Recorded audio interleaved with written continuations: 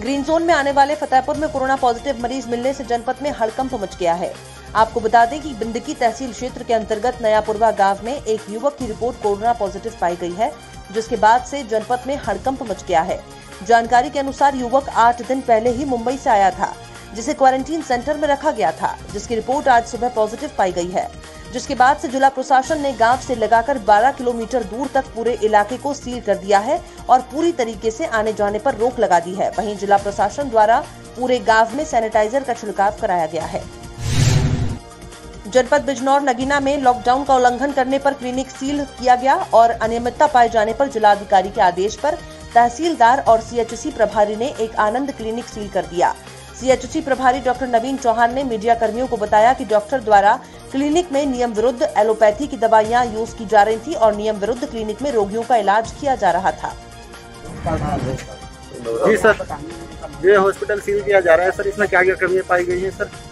हाँ, डीएम साहब के माननीय जिलाधिकारी जी के सख्त आदेश हैं कि जितने भी डॉक्टर्स हैं यहाँ काम कर रहे हैं गलत तरीके से कोविड-19 के कोई भी जो गाइडलाइन है गवर्नमेंट की दी गई है उसके अनुसार ही हम मरीज को नहीं देख रहे हैं।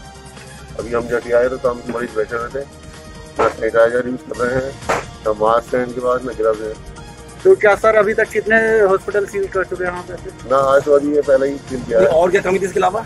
इसके अलावा इन्होंने 5 मरीज भर्ती कर रखे थे साइड में और एक एक्सरे मशीन है। X-ray machine? हाँ, अच्छा भी सील किया गया है। अच्छा, वजह? जिलाधिकारी महोदय और पुलिस अधीक्षक महोदय द्वारा जलालाबाद थाना क्षेत्र में राजकीय महाविद्यालय में बने शेल्टर होम में रुके व्यक्तियों का हाल जाना, कम्युनिटी किचन का निरीक्षण कर व्यवस्थाओं को देखा और बन रहे भोजन को स्वयं खाकर भोजन की गुणवत्ता को चेक किया। इसके बाद थाना जलालाबाद में थाना अभिलेखों, मैस, थाना प्रांगण आदि का निरीक्षण किया और कमियां पाई गई उसको ठीक करने के लिए निर्देश भी दिए। इसके बाद नवनिर्मित तहसील भवन का निरीक्षण कर आवश्यक दिशा निर्देश भी दिए गए। जनपद मुजफ्फरनगर पुरकाजी पुलिस द्वारा पुरकाजी में दूसरे राज्यों से आए लोगों को कोरोना वायरस से बचाव करने के लिए कस्बे से बाहर बने राजकीय इंटर कॉलेज में 14 दिन के लिए क्वारंटीन किया गया है। इसी को लेकर शुक्रवार दोपहर विशेष सचिव राम नारायण यादव, एसडीएम सदर Ashok Kumar, city magistrate Atul Kumar, CO सदर कुलदीप कुमार ने पुरकाजी राजकीय इंटर कॉलेज पहुंचकर क्वारंटीन किए गए लोगों के रहने और खाने की व्यवस्था का निरीक्षण किया और क्वारंटीन किए गए सभी लोगों को मास्क लगाने और समय समय पर हाथ धोने को कहा गया। निरीक्षण किया गया है, क्या दिशा निर्देश राजपुर काजी का निरीक्षण किया गया है, क्या दिशा निर्देश दिए गए? दिशा निर्देश ये है कि साफ सफाई रखी जाए और जो भी क्वारंटाइन के लोग अंदर हैं उनको भी मास्क बांधने के लिए जो है वो भी अपना मुंह ढक करके तौलिया जो भी रुमाल लिए हुए हैं अपना मुंह ढके रहें और व्यवस्थाएं तो ठीक है। साफ सफाई और क्वारंटाइन के अंदर जो भी लोग हैं या टॉयलेट्स वगैरह है उसकी साफ सफाई को विशेष ध्यान दिया जाए और तो ठीक है। निस्वार्थ भाव से दीनहीन की सेवा करना ही ईश्वर की सच्ची सेवा है, चाहे वो किसी भी जाति, धर्म, वर्ग या समुदाय से हो, क्योंकि मानवता जाति, धर्म, देश की सीमाओं में बंधी नहीं होती। ये बात पूर्व विधायक करचना और सांसद पुत्र फूलदूर दीपक पटेल ने शहरी उत्तरी के पूरा गडेरिया जरूरतमंदों को खाद्य सामग्री वितरण करने के बाद हमारे संवाददाता से कही। सांसद पुत्र और पूर्व विधायक दीपक पटेल ने कहा कि पूरे फूलपुर लोकसभा में किसी भी व्यक्ति को भूखा नहीं रहने दिया जाएगा। सांसद जी का सख्त निर्देश है कि लॉकडाउन की इस विपरीत परिस्थिति में सबकी संभव मदद की जाए। मुजफ्फरनगर जनपद की थाना चरथावल पुलिस की सक्रियता से एक गोवंश की जान बच गई। समय रहते चरथावल पुलिस ने मुठभेड़ के बाद एक गौतस्कर को गिरफ्तार कर लिया। दरअसल चरथावल थाना अध्यक्ष सूबे सिंह को मुखबिर द्वारा सूचना मिली कि जफरपुर पुलिया के निकट ग्राम निर्धना के जंगल में कुछ लोग गोकशी करने वाले हैं। सूचना मिलने पर चरथावल थाना अध्यक्ष सूबे सिंह के नेतृत्व में दधेड़ू चौकी इंचार्ज राजकुमार ने पुलिस टीम के साथ उक्त स्थान पर छापेमारी की। पुलिस को देखते ही गौ तस्करों ने पुलिस पर फायरिंग करते हुए भागने का प्रयास किया। पुलिस ने घेराबंदी करते हुए कड़ी मशक्कत के बाद एक गौ तस्कर को मौके से गिरफ्तार कर लिया। बिजनौर थाना कोतवाली देहात में पिछले 1 साल से एक व्यक्ति की लाश सड़क किनारे झाड़ियों में पड़ी मिली थी। सूचना पर मौके पर पहुंची पुलिस ने युवक की लाश का पंचनामा भरकर सबको पंचनामे के लिए भेज दिया था। पुलिस तफ्तीश में पता चला कि युवक की हत्या करने वाला कोई और नहीं बल्कि उसका फुफेरा भाई है। उसने ही अपने भाई की हत्या की थी। दरअसल अरुण कुमार ने पिछले साल सितंबर 2019 में चंद्रपाल की जमीन राम सहाय वाले के रहने वाले हरीश चंद्र को बिकवाई थी। इस जमीन का सौदा 5 लाख रुपए में हुआ था। जमीन बिकने के बाद चंद्रपाल रुपए लेकर अपने फुफरे भाई के साथ वापस अपनी बाइक से लौटा था। तभी रास्ते में नगीना में अरुण कुमार ने 5 लाख रुपए की रकम कुछ समय के लिए उधार मांगी। काफी समय तक रुपया न लौटाने पर चंद्रपाल अरुण को फोन पर कहा था। इन सब से छुटकारा पाने के लिए अरुण ने अपने फुफेरे भाई को मौत के घाट उतारने की साजिश रची। जनपद बिजनौर थाना नेहटौर की पुलिस टीम ने अयोध्या जनपद से 10,000 के इनामिया बदमाश सौरभ जाट को नेहटौर थाना क्षेत्र में गागन नदी के पुल के पास से रैंडम चेकिंग के दौरान अरेस्ट किया है, जिसके पास आधा किलो NDPS का सामान बरामद हुआ है। ये लखनऊ में एक मर्डर के केस में और अयोध्या में पेट्रोल पंप पर लूट करने के केस में एक गैंगस्टर एक्ट के मुकदमे में वांछित था। वैधानिक कार्रवाई करते हुए इसको जेल भेजा जा रहा है। पुलिस टीम को इनाम की धनराशि मिल रही है। जहां सारा देश कोरोना वायरस जैसी भयावह स्थिति से जूझ रहा है, वहीं लॉकडाउन के चलते मंदिरों, मस्जिदों और गुरुद्वारा सहित सभी धार्मिक, सामाजिक और राजनीतिक कार्यक्रम पूरी तरह ठप हैं, जिससे फूलों की खेती करने वाले किसानों के जीवन पर संकट के बादल छा गए हैं। उरई मुख्यालय से महज 5 किलोमीटर की दूरी पर स्थित ग्राम कोठौंदा जनपद में फूलों की खेती के लिए प्रसिद्ध है। फूलों की खेती के लिए मशहूर ये गांव और फूलों की खेती के दम पर सपने संजोए किसानों के सपने इस कोरोना जैसी वैश्विक महामारी और देश में चलते लॉकडाउन के कारण पूरी तरह चकनाचूर हो गए हैं। इस संकट की घड़ी में भुखमरी से जूझते इन किसानों की मदद के लिए सरकार को संकट मोचक के रूप में आगे आकर ऐसी बदहाली से गुजर रहे किसानों को आर्थिक सहायता प्रदान कर प्रोत्साहन करना चाहिए। क्या नाम है आपका? जीतू राजपूत कोठौंदा। अच्छा, ये बताइए, इस समय ये जो गुलाब की खेती है, इसमें क्या समस्या आ रही है? इस टाइम पे हमारा गुलाब बिल्कुल बिक नहीं रहा है। हम लोग बहुत परेशान हैं। होता क्या है कि मार्च के प्रथम सप्ताह से लेके मई के आखिरी सप्ताह तक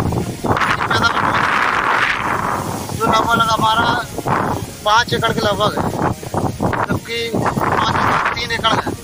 इसमें 1 एकड़ में लगभग 70-75 किलो पर डे कॉस्ट है। इस हिसाब से मतलब और 50-40-45 में बिक रहा है। और लॉकडाउन की वजह से बिक नहीं पा रहा है। हम लोग बहुत परेशान हैं। खाने के लाले पड़े हुए हैं। मंदिर मस्जिद सब बंद है, गुरुद्वारे बंद है। कहीं से फूल वहीं पे जाता था, अब सब बंद है। खगड़िया सोमलेश कुमार यादव जिला के बेलदौर प्रखंड अंतर्गत सकरोहर पंचायत में लगभग 2 दर्जन प्रवासी फंसे हुए हैं, जो उत्तर प्रदेश के चित्रकूट जिला के बताए जा रहे हैं। इन लोगों को आज तक किसी प्रकार का सरकारी लाभ स्थानीय प्रशासन द्वारा नहीं दिया गया, जिसके कारण ये लोग भुखमरी की कगार पर पहुंच चुके हैं। इन लोगों का रोजी रोटी मारा गया है। कोरोना जैसी महामारी से इन लोगों का जीना मुश्किल हो गया है। जैसे ही इस बात की खबर जदयू नेता ऋषभ कुमार को चली, तो उन्होंने इस बात की जानकारी स्थानीय प्रशासन को देने का प्रयास किया।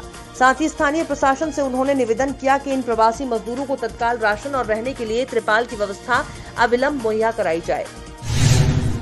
भारत सरकार द्वारा दारू की दुकानें खोलने की अनुमति के बाद दुकानों में अफरा तफरी मची। सबने देखा, लेकिन कुछ दुकानदार ऐसे भी थे जिन्होंने नियमों का पालन करते हुए बिना किसी अफरा तफरी या सरकारी नियमों का उल्लंघन करने नहीं दिया। देखिए एक रिपोर्ट। इस तरीके की वाइट से घेराबंदी की हुई है। अगर इस घेराबंदी को कोई तोड़ता है तो उसको शराब नहीं दी जाती है, और मास्क नहीं पहना हो तो उसको भी शराब नहीं दी जाती है। जी सर, आपका नाम? मेरा नाम विजय मेवाड़ा।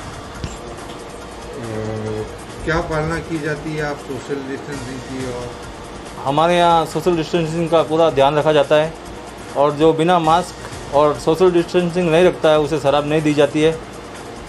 आपने अगर और भी दुकानदार इस तरीके से पालना करना चाहे तो वो सोशल डिस्टेंसिंग की और मास्क की वगैरह सभी तरह की पालना हो सकती है, लेकिन दुकानदार स्वयं ही सतर्क नहीं रहते हैं। सारा का सारा भार जो है प्रशासन पे छोड़ देते हैं, जो कि अनुचित है। हमें स्वयं भी ध्यान रखना चाहिए। और